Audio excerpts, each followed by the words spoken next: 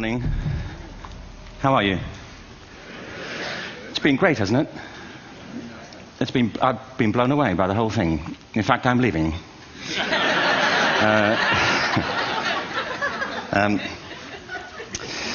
There have been three themes, haven't there, running through the conference, which are relevant to what I want to talk about. One is the extraordinary evidence of human creativity in all of the presentations that we've had and in all the people here. Just the variety of it and the range of it. The second is that it's put us in a place where we have no idea what's going to happen in terms of the future. No idea how this may play out. I have an interest in education. Actually, what I find is everybody has an interest in education. Don't you? I find this very interesting. If you're at a dinner party and you say you work in education, actually, you're not often at dinner parties, frankly. If you work in education, you're not asked, you know, and you're never asked back, curiously. That's I think it strikes me. But if you are, and you say to somebody, they say, "What do you do?" and you say you work in education, you can see the blood run from their face. They think, "Oh my God, you know, why me?" It's my one night out all week. But if you ask people about their education, they pin you to the wall. Because it's one of those things that goes deep with people. Am I right? Like religion and money and other things. So I have a big interest in education, and I think we all do. We have a huge vested interest in it, partly because it's education that's meant to take us into this future that we can't grasp.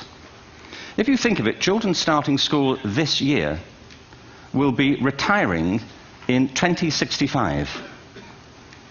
Nobody has a clue, despite all the expertise that's been on parade for the past 4 days, what the world will look like in 5 years' time. And yet we're meant to be educating them for it. So the unpredictability, I think, is extraordinary. And the third part of this is that we've all agreed, nonetheless, on the really extraordinary capacities that children have, their capacities for innovation. I mean, Serena last night was a marvel, wasn't she? Just seeing what she could do. And she's exceptional, but I think she's not, so to speak, exceptional in the whole of childhood. What you have there is a person of extraordinary dedication who found a talent. And my contention is all kids have tremendous talents, and we squander them pretty ruthlessly. So I want to talk about education, and I want to talk about creativity. My contention is that creativity now is as important in education as literacy, and we should treat it with the same status. Thank you.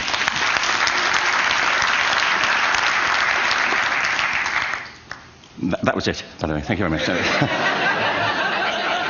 So, 15 minutes left.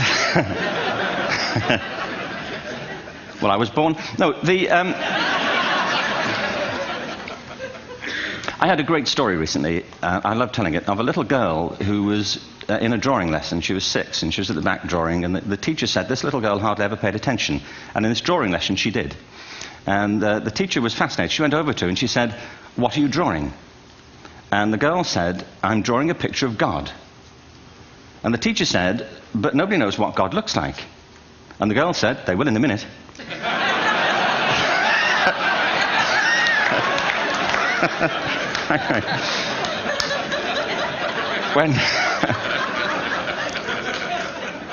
When my son was 4 in England, actually he was 4 everywhere, to be honest. I mean, if we're being strict about it, wherever he went, he was 4 that year. But he was in the Nativity play. Do you remember the story? No, it was big. It was a big story. Mel Gibson did the sequel. You may have seen it. I don't know. It was Nativity 2. But James got the part of Joseph, which we were thrilled about. We consider this to be one of the lead parts. We had the place crammed full of agents and T-shirts, you know. James Robinson is Joseph. He didn't have to speak, but do you know the bit where the 3 kings come in? They come in bearing gifts, and they bring gold, frankincense, and myrrh. This really happened. We're sitting there, and they, I think, just went out of sequence. Because we talked to the little boy afterwards and said, "You know, are you okay with that?" And they said, "Yeah, why was that wrong?" They just switched. I think that was it. Anyway, the 3 boys came in, little 4-year-olds with tea towels on their heads, and they put these boxes down. The first boy said, "I bring you gold." And the second boy said, "I bring you myrrh."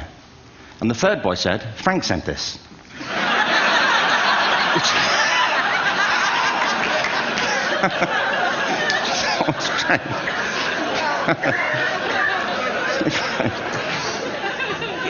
What these things have in common, you see, is that kids will take a chance. You know, if they don't know, they'll have a go. Am I right? They're not frightened of being wrong. Now, I don't mean to say that being wrong is the same thing as being creative. What we do know is, if you're not prepared to be wrong, you'll never come up with anything original. If you're not prepared to be wrong. And by the time they get to be adults, most kids have lost that capacity. They have become frightened of being wrong. And we run our companies this, by the way. We stigmatize mistakes. And we're now running national education systems where mistakes are the worst thing you can make. And the result is that we are educating people out of their creative capacities. Picasso once said this. He said that all children are born artists. The problem is to remain an artist as we grow up. I believe this passionately, that we don't grow into creativity, we grow out of it. Or rather, we get educated out of it. So why is this? I lived in Stratford-on-Avon until about 5 years ago. In fact, we moved from Stratford to Los Angeles. So you can imagine what a seamless transition, this was from LA. Actually, we lived in a place called Snitterfield, just outside Stratford, which is where Shakespeare's father was born. Are you struck by a new thought? I was. You don't think of Shakespeare having a father, do you? Do you? Because you don't think of Shakespeare being a child. Do you? Shakespeare being 7. I never thought of it. I mean, he was 7 at some point. He was in somebody's English class, wasn't he? Do you understand? Really? How annoying would that be?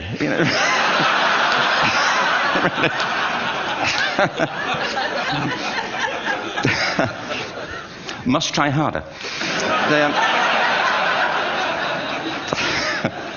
Being sent to bed by his dad to Shakespeare. Go to bed now, to William Shakespeare, and put the pencil down, and stop speaking like that.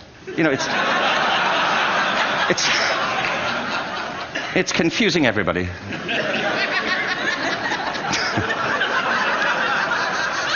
Anyway,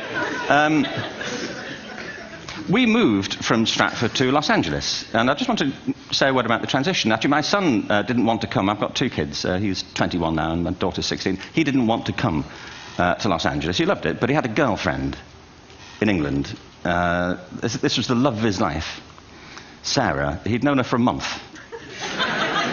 Mind you, they'd had their 4th anniversary, because it's a long time when you're 16. Anyway, he was really upset on the plane. He said, "I'll never find another girl like Sarah." And we were rather pleased about that, frankly, because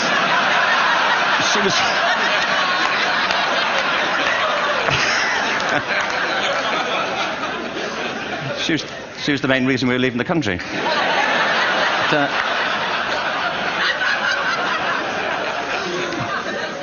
But something strikes you when you move to America and when you travel around the world. Every education system on earth has the same hierarchy of subjects. Everyone, doesn't matter where you go. You think it would be otherwise, but it isn't. At the top are mathematics and languages, then the humanities, and the bottom are the arts, everywhere on earth. And in pretty much every system, too, there's a hierarchy within the arts. Art and music are normally given a higher status in schools than drama and dance. There isn't an education system on the planet that teaches dance every day to children the way we teach them mathematics. Why? Why not? I think this is rather important. I think maths is very important, but so is dance. Children dance all the time if they're allowed to. We all do. We all have bodies, don't we? Did I miss a meeting? I think... Truthfully, what happens is, as children grow up, we start to educate them progressively from the waist up. And then we focus on their heads, and slightly to one side. If you were to visit education as an alien and say, what's it for, public education, I think you'd have to conclude, if you look at the output, who really succeeds by this, who does everything they should, who gets all the brownie points, who are the winners, I think you'd have to conclude the whole purpose of public education throughout the world is to produce university professors. Isn't it? They're the people who come out the top. And now, I used to be one. So there. And I like university professors, but, we shouldn't hold them up as the high watermark of all human achievement. They're just a form of life. Another form of life. But they're rather curious, and I say this out of affection for them. There's something curious about professors. In my experience, not all of them, but typically, they live in their heads. They live up there, and slightly to one side. They're disembodied, in a kind of literal way. They look upon their body as a form of transport for their heads. It's... Don't they? It's a way of getting their head to meetings.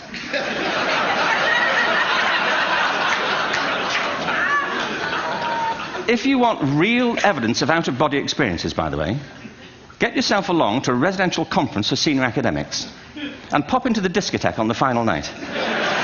And there you will see it. Grown men and women writhing uncontrollably off the beat.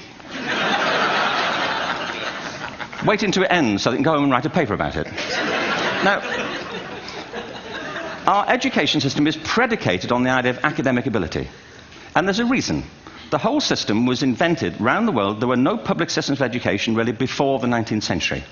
They all came into being to meet the needs of industrialism. So the hierarchy is rooted on two ideas. Number one, that the most useful subjects for work are at the top. So you were probably steered benignly away from things at school when you were a kid, things you liked, on the grounds you would never get a job doing that. Is that right? Don't do music, you're not going to be a musician. Don't do art, you won't be an artist.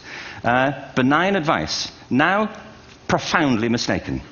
The whole world is engulfed in a revolution. And the second is academic ability, which has really come to dominate our view of intelligence because the universities designed the system in their image.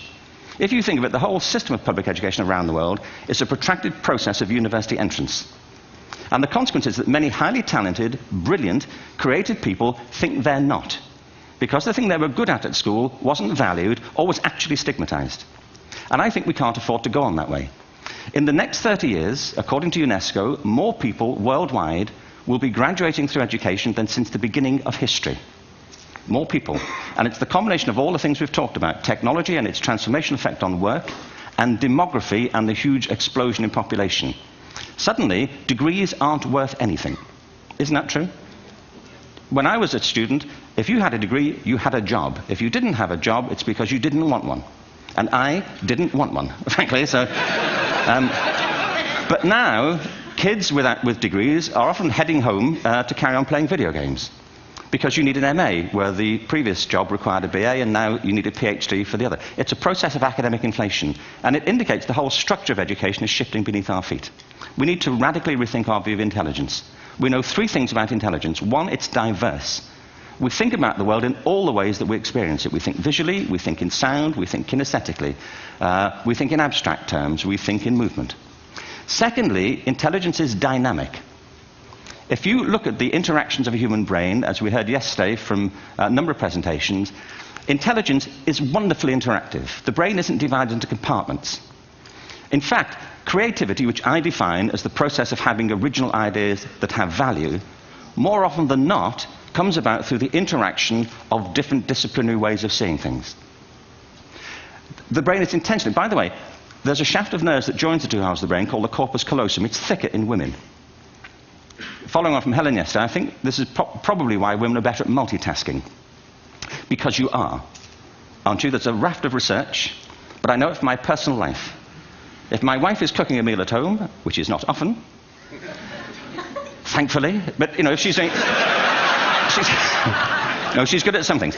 But if she's cooking, she's dealing with people on the phone, she's talking to the kids, she's painting the ceiling, she's doing open-heart surgery over here. If I'm cooking, the door is shut, the kids are out, the phone's on the hook. If she comes in, I get annoyed. I say, Terry, please, I'm trying to fry an egg in here.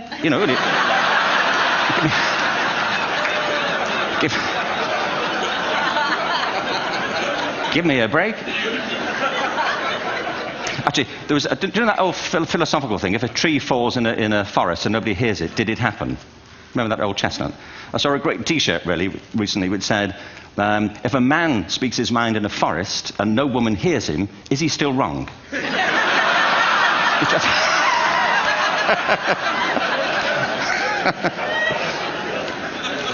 And the third thing about intelligence is it's distinct. I'm doing a new book at the moment called Epiphany, which is based on a series of interviews with people about how they discovered their talent. I'm fascinated by how people got to be there. It's really prompted by a conversation I had with a wonderful woman who most people have never heard of. She's called Gillian Lynn. Have you heard of her? Some have. She's a choreographer, and everybody knows her work. She did Cats. and Phantom of the Opera. She's wonderful. I used to be on the board of the Royal Ballet in England, as you can see. And anyway, Jill and I had lunch one day. I said, how'd you get to be a dancer? And she said it was interesting. When she was at school, she was really hopeless. And the school in the 30s wrote to her parents and said, we think Gillian has a learning disorder. She couldn't concentrate, she was fidgeting. I think now they'd say she had ADHD. Wouldn't you? But this was the 1930s, and ADHD hadn't been invented, at this point, so it wasn't an available condition.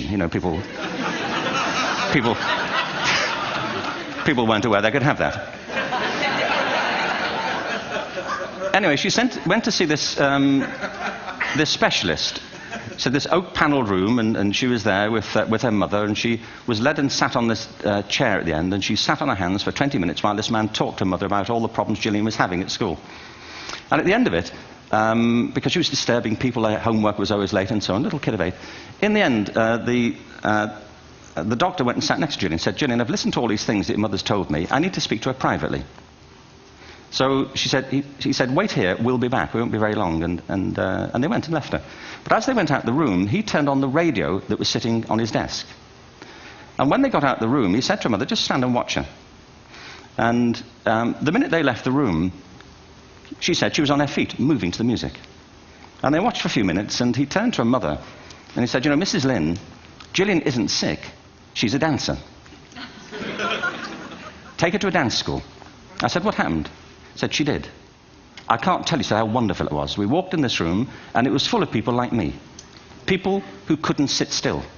People who had to move to think. Who had to move to think. They did ballet, they did tap, they did jazz, they did modern, they did contemporary. She was eventually auditioned for the Royal Ballet School. She became a soloist. She had a wonderful career at the Royal Ballet. She eventually graduated from the Royal Ballet School, found her own company, the Gillian Dance Company, met Andrew Lloyd Webber. She's been responsible for some of the most successful musical theatre productions in history. She's given pleasure to millions, and she's a multi-millionaire. Somebody else might have put her on medication and told her to calm down. Now, I think...